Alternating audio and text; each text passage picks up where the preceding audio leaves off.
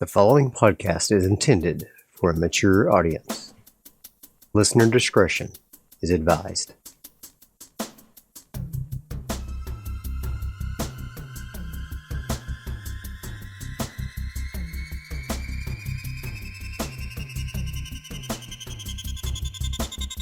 Welcome to Alone in the Realm, a premium solo TTRPG podcast. I'm DV, your humble GM and adventurer. Alone in the Realm is a podcast where we let the dice drive the story, and we are along for the ride. No characters beyond death, and we let the dice lay where they fall. We'll be playing Mothership by Tuesday Night Games, and the Mega Dungeon module, Gradient Descent, by Luke Gearing.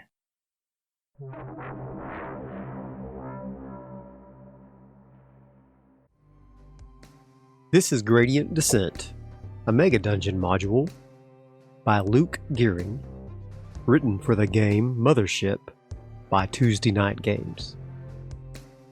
Here is a quick reminder of our characters. Denzel McNelly, he, him, Teamster, team lead for the expedition. Traits, reflective. He also has a bone ridge for his teeth after a dose of ossifenil had a bad side effect. Therese Montz, she, her, Teamster. Pilot for the salvage scow, Scorpio Rising. Traits, neglectful. She also has a scar on her throat and speaks with a vocalizer after her grievous injury in the Hodder Forest Reserve. Ollie Kenworth, he, him, scientist. Biosphere analysis. Traits, morbid, and he's a misogynist. Ada, automated droid assistant. They, them. Android, assistant to Denzel. Traits, bitter, especially towards her lack of humanity. In Session 0, we outline the scenario that's going to encompass this campaign. This will be Episode 1, which will be our first true gameplay in the Gradient Descent series. When we left our crew last session, Ada was going to bring the crew out of cryosleep and prepare them for the trip to Cloudbank Synthetics Production Facility, otherwise known as the Deep. Our current chaos factor is 5 in Mythic. We'll use Mythic to test the scene. We will roll a d10 and compare that to the chaos factor of 5. If it is 5 or higher, then we will get the expected scene. If it is below 5 and is an odd number, we'll get an altered scene. If it is below 5 and is an even number, we will get an interrupt scene. Let's roll the dice. We got a 1. It's an altered scene. We will take a look at the Mythic scene adjustment table and roll another d10. We got a 1. Remove a character. Since we're just starting out, I had 2 ideas of how this scene might start. The expected scene would have been if the ship we're riding in on is contacted by Arcady, and he picks us up from the ship and takes us to the Bell, which is the home base of the divers in the deep. However, since we got the altered scene, I believe the ship is automatically programmed to fly to the loading dock of the station, and Arcady will have to meet up with us there after the fact. This will effectively remove him from this scene. Ada spent the next several hours performing the routine that ends cryosleep and rouses the crew from their frozen slumber. She provides them all with their customary vomit buckets as they battle the cryo sickness. Mythic Fate Check. Do they decide to forego their normal stim pack, considering they will have a 2-week flight to their destination? I rolled a 40 versus a 50. That's a yes. They collectively decide to not use one of their valuable stim packs, since they will have a boring 2-week flight ahead of them. That should be plenty of time for the sickness to pass. Ada let them know that they would be traveling on an automated ship so that too influenced their decision, knowing they would not have to actually crew the ship. After dressing, they groggily went to their bunks and began gathering up the gear they would need for this prolonged stay away from their ship. Ada contacted the dockmaster, and a few dockhands arrived to help cart their vac suits, food, water, and supplies from the Scorpio Rising into a waiting, smallish cargo freighter named Jeanne d'Arc. The ship is normally uncrewed, so they had to fire up the life support systems in the ship and begin prepping it for human travel. They noticed the Jeanne d'Arc was exceptionally clean, probably due to not normally having humans on board. The quarters were all very cramped, and they stowed their materials and supplies away for the journey. Since they had no idea how long they would be in the deep, they wanted to come extra prepared. Each crew member has the following: 1 SMG with 5 extra magazines, with the exception of Ollie, and we'll go over him in a moment. A flashlight, 2 stim packs each, a rucksack, a vac suit, and their normal crew attire. In addition, Ada has a med kit and a portable computer terminal. She also has a crowbar. Ada's trinket is a corroded AI logic core. Whose core is it? Maybe we'll find out as we go. Instead of an SMG, Ollie has a pulse rifle that he got from Rowena, their companion that was killed in the Hodder Forest Reserve. In addition, he also has a tranquilizer pistol that has 2 reloads, a bioscanner, and a sample collection kit. Ollie's trinket is a bottle of snake whiskey. It stays about half full, because he never really drinks any, but he has it, just in case.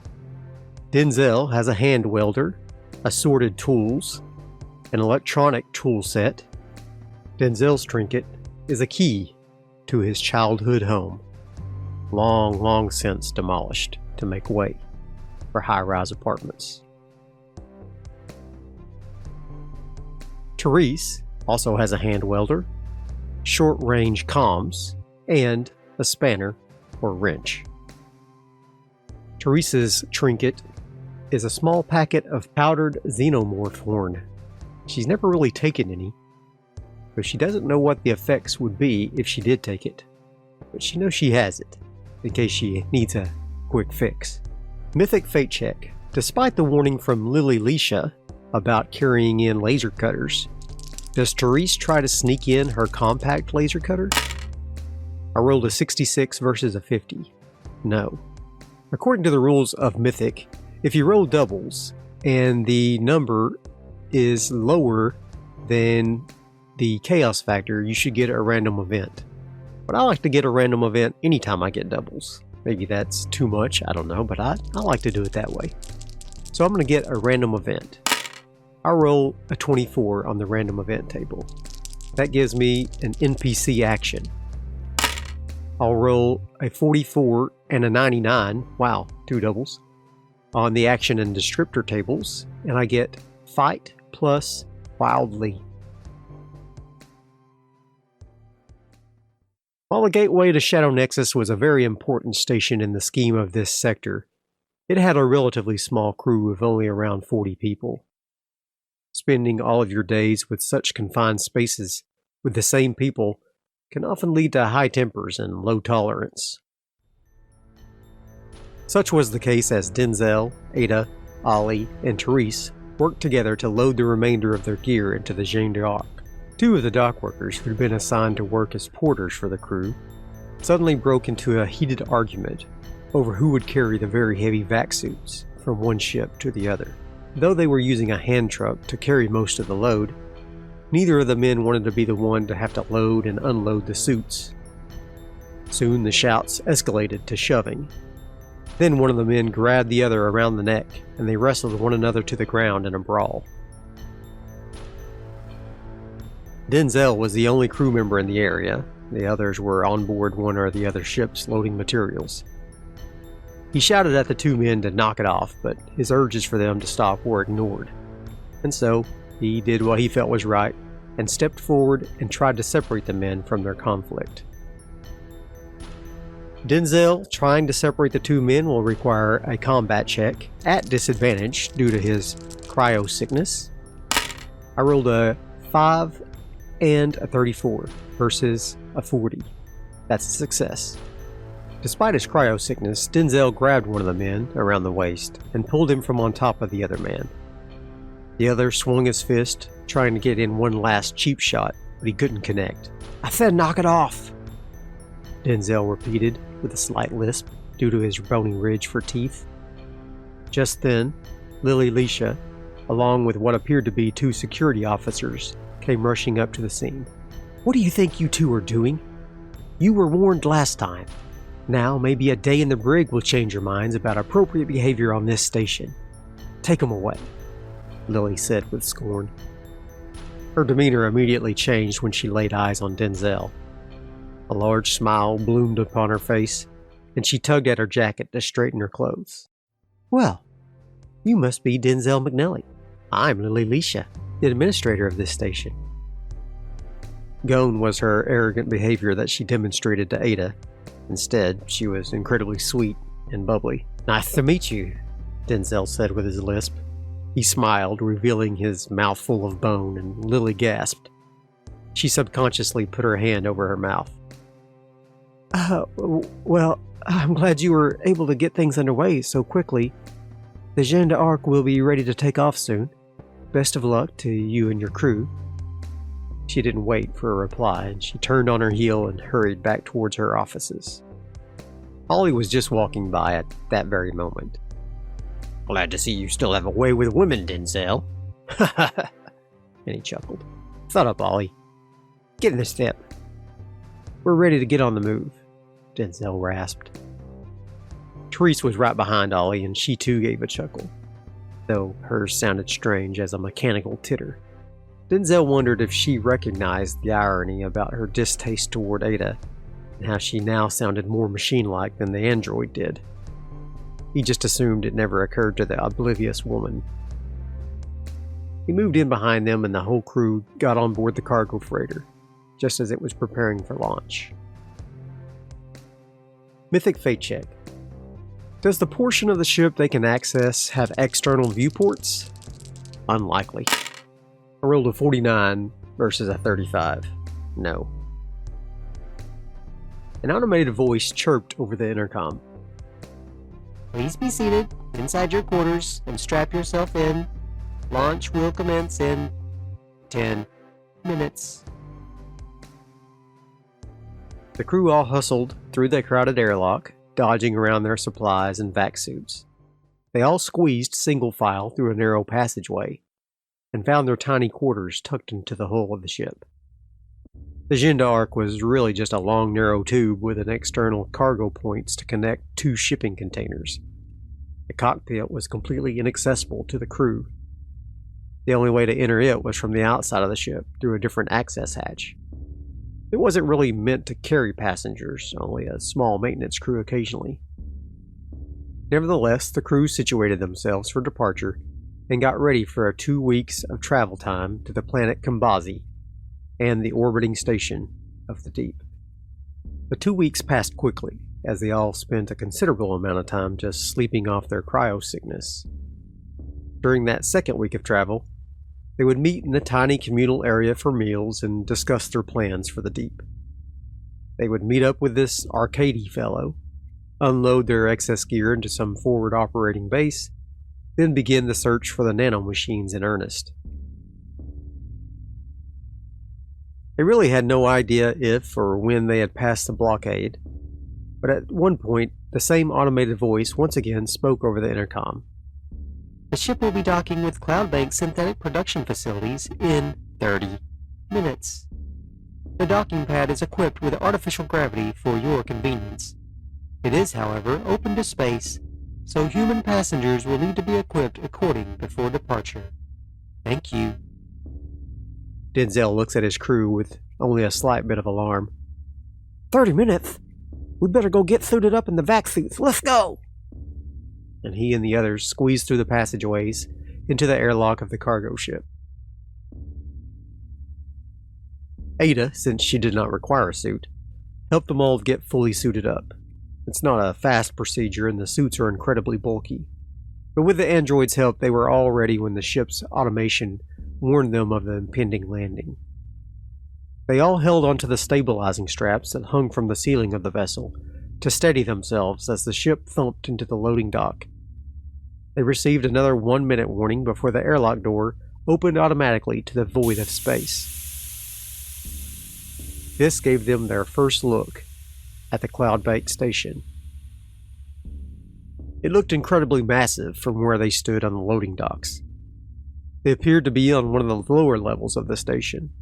Ada came over their suit comms. "I believe we are on floor 6, engineering and support according to the schematics presented to me. Beyond that, I am not sure." Denzel nodded in acknowledgement. The loading dock they were on indeed was open to the vastness of space. Emergency lights ran in strips along the prescribed landing areas.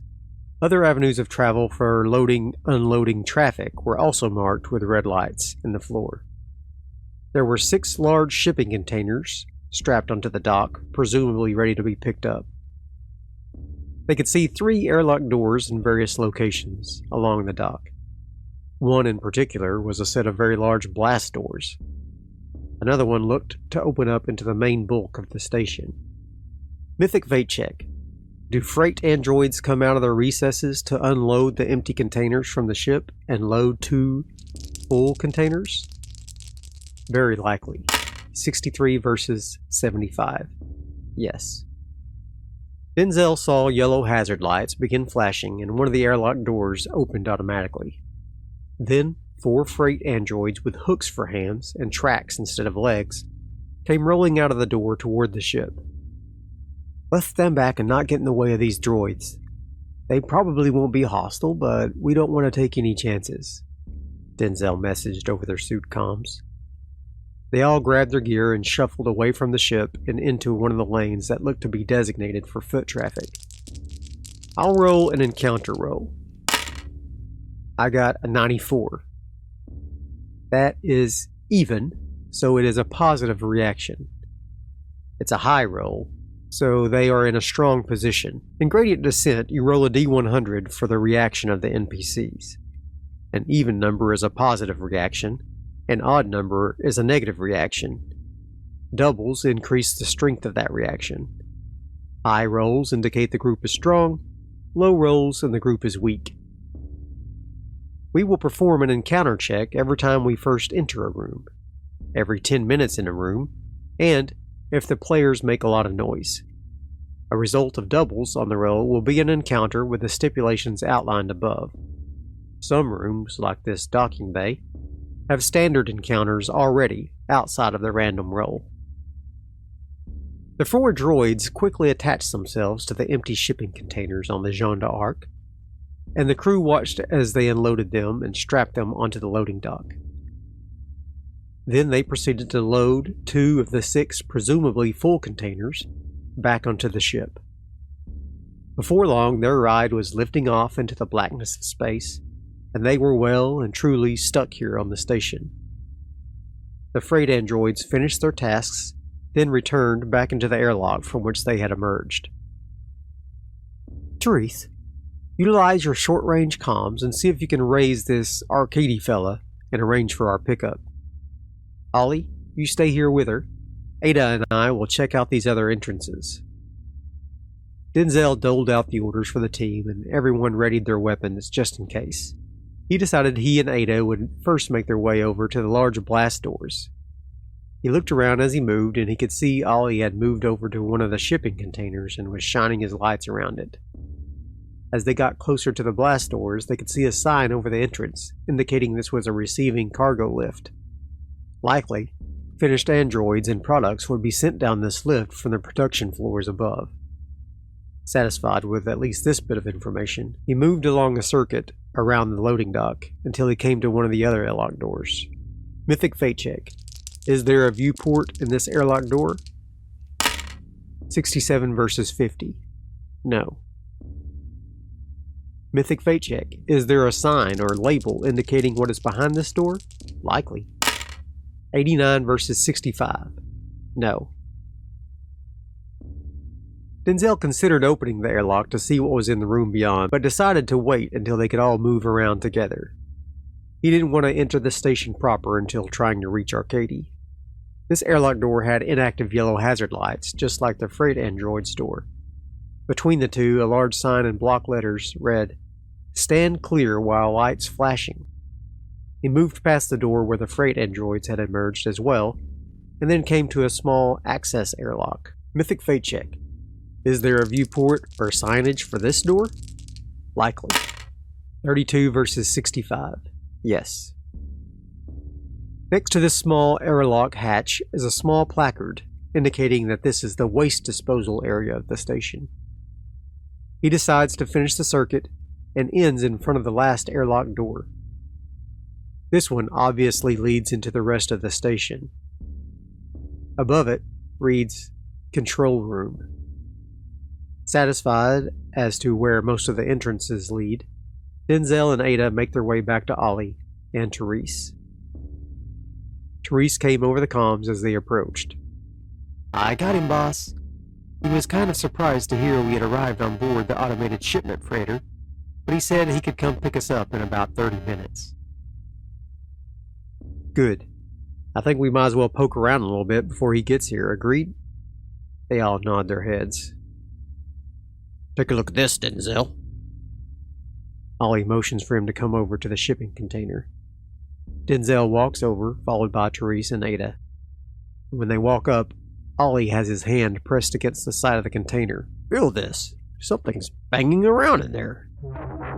A worried look passed over Denzel's face as he too placed his hand on the container. Multiple thumps were banging against the inside. I think the droids inside must have activated prematurely, he pondered. Should we let them out? Ada asked. Hell no, Ollie answered before Denzel could say anything. Denzel shot him a look.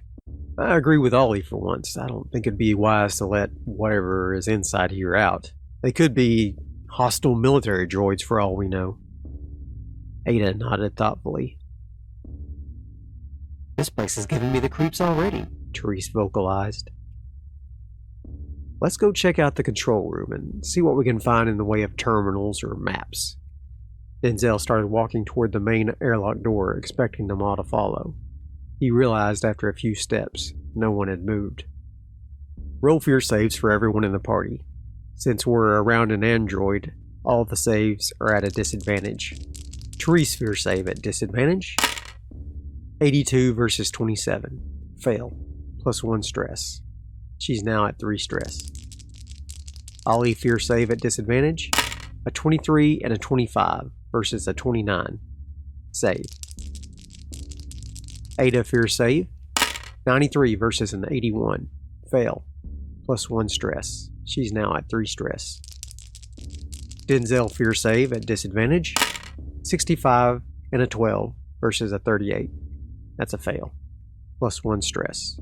He's now at 3 stress.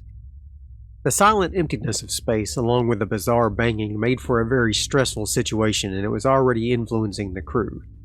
Except for Ollie, he had moved over to the next container and was filling it as well. Same thing here, boss, and more banging. All the more reason to get off this dock until Arcadia arrives. Let's get into that control room. They all shuffle in behind him as he moves up to the airlock door and operates the wheel to begin the depressurization inside. A green light appears over the door, and he easily pulls it open. It appears to be heavily used, but in well-maintained condition. They all file into the chamber, and Ollie closes the door behind them. A big button on the wall indicates a pressurization initialization, so he presses it, and the room has a red flashing light appear. Once the lights cease, a green light appears over the door, leading deeper into the station. Alongside one of the walls of the airlock chamber, there's a set of lockers. When the crew enters the deep for the first time, they gain a stat called the bends. The bends is a condition resulting from prolonged exposure to the deep, and its denizens that causes humans to believe that they could be androids with implanted memories. Since all of the characters have their trinkets from character creation, our bins all start at 0. We'll roll a 1d10 and see how much it increases since we just entered. Denzel bins, 1d10 equals 7. Ollie bins, 1d10 equals 7. Ada bins, 1d10 equals 8. Therese bins, 1d10 equals 9. Denzel begins to rifle through the lockers. He finds 6 vac suits within, though 2 of them are obviously damaged and no longer airtight. In the very last locker he searches, he finds a human tooth. He picks it up curiously, and somehow, he knows it's his tooth. It's impossible. He runs his tongue over the bony ridge where his teeth used to be, but still, he can't shake the feeling that this is indeed his tooth. Denzel, roll to increase your bins 1d5, that equals a 1. Denzel's now at 8 bins. He suddenly is very irked by this strange appearance of one of his teeth, and he drops it to the ground and attempts to grind it under his heel. "What's that?" Therese says mechanically. "Nothing. Don't worry about it," Denzel replies curtly. "I think we have air in here, so we should raise our suit visors to conserve our oxygen tanks." He flips open his visor so that he can breathe station air instead of his precious tank air. The others agree, and they too open their visors on the vac suit helmets. Denzel moves to open the door to the control room and glances back to where he dropped the tooth. There's no sign of it anywhere. Denzel, make a sanity save. He gets a 2 versus a 28. That's a save. He shakes his head, just nonsense probably, from the long travel. He pushes open the door into the control room. Inside, there's a set of worn operator chairs. A bank of camera monitors covers one wall. They show a variety of feeds from the loading dock outside. On the opposite side of the room, there are 2 office doors. Then, to their right, there's a large bulkhead door with a wheel crank used to open and close it. A sign above the door reads, "Authorized personnel only." Ada sits down at one of the terminals and brings up a rudimentary menu. "It looks like we can call a lift down from floor 3 in the receiving area. And there is an auto tug on the loading dock that we can control from here as well." She points to one of the cameras where a small, squat craft is parked behind one of the shipping containers. "It looks big enough to carry passengers, so if this Arcady fails to show up, perhaps we could take it." "Take it where, Ada?" Ollie states sarcastically. Ada looks confused for a moment. "I suppose Arcady must stay here at the station somewhere, and he's coming in a ship to pick us up. Therefore, I surmise that we could fly around and easily spot a ship parked in that location and land there ourselves. Does that satisfy your query?" Ollie barks a laugh. "Sure, I'm satisfied. Thank you, Ada." Denzel looks a little annoyed. Is there a map or schematic available on the terminal? He looks around the room as he speaks. "Let me check." Her hands skim over the keyboard quickly. Mythic fate check. Is there a schematic map accessible from this control room terminal? 96 versus a 50. No. "It appears this terminal is limited in functionality to the mechanisms I described," Ada states. Denzel just nods. "Well, we still have around 20 minutes. I'm gonna poke around a bit more." He opens up one of the 2 office-type doors and proceeds down the adjoining hallway. "Someone stay here and keep a watch out for Arcady," he shouts over his shoulder. Therese shrugs and says, "I'll stay here." She sits down in one of the chairs awkwardly in her large vac suit and watches the camera feeds. Ada remains seated beside her, so Ollie reckons he will follow Denzel. Best if they travel in pairs, he figures. I've been rolling a D100 every time we enter a room. On doubles, that means there's an encounter. I rolled an 11 for Denzel and Ollie. You can assume that I roll for every room, but I'll only mention it if we get an encounter. I'll roll on the encounter table 1d10. I get a 6, a security android. How many? 1d5 equals 1 security android. I'll roll a d100 for their reaction. I get a 22. An even, which is a positive reaction. A low roll, which is they're weak in position. I'll roll on the Mythic action and descriptor tables. I get gentle plus tools. Denzel opens the door cautiously, his SMG ready. It appears to be a former break room area. Trash is scattered all around and the floor is a dirty beige tile. There are a variety of vending machines against the walls and a scattering of tables and chairs. There in the center of the room, an android with an SMG slung over its shoulder is squatting over another android laying on the ground.